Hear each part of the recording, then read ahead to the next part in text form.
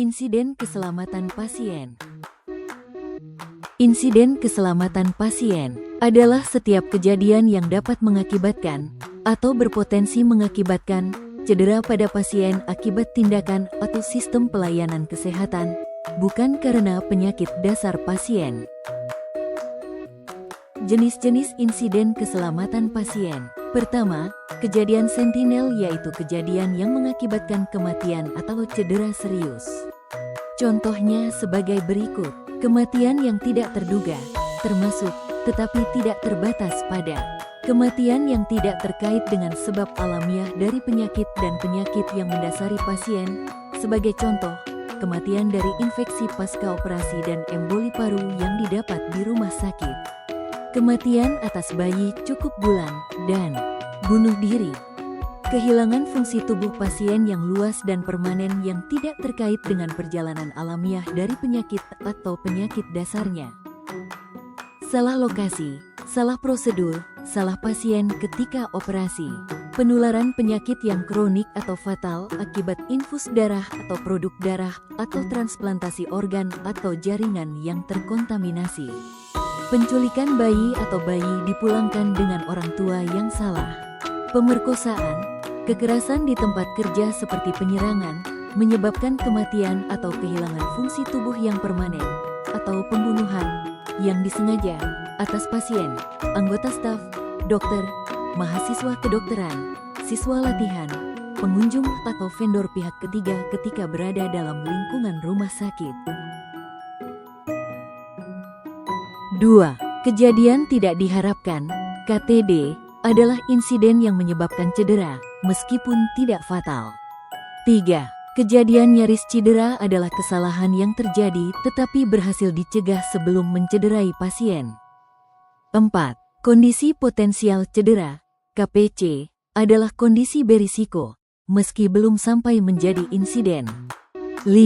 Kejadian tidak cedera adalah insiden yang benar-benar terjadi, tapi tidak menimbulkan dampak bagi pasien.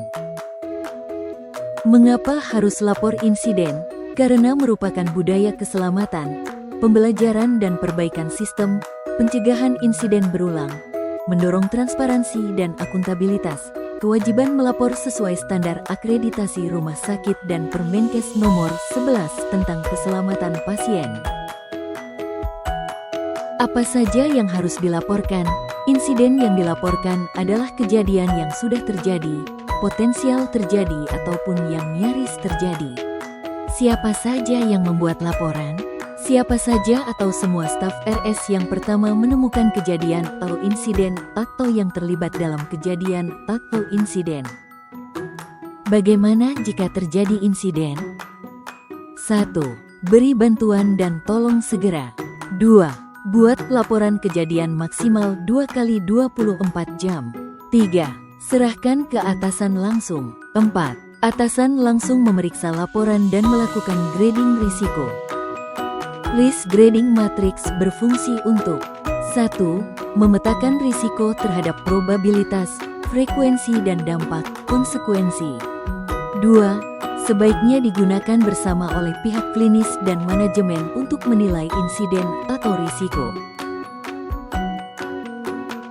Berikut tabel grading probabilitas, frekuensi, likelihood. Berikut tabel dampak klinis, consequences, severity.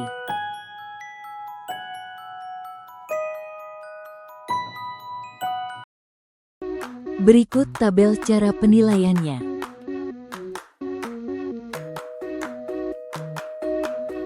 Berikut alur investigasi insiden.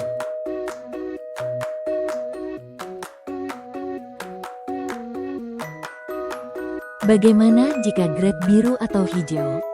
Pertama, lakukan investigasi sederhana. Lapor ke Subkomite Keselamatan Pasien. Lakukan investigasi, maksimal 1 minggu untuk grade biru atau 2 minggu untuk grade hijau. Jika grade kuning atau merah, lapor ke Subkomite Keselamatan Pasien. Subkomite Keselamatan Pasien akan melakukan regrading, analisis RCA, penyusunan rekomendasi, feedback ke unit terkait dan lapor ke direksi. Direksi membuat laporan ke Komite Nasional Keselamatan Pasien.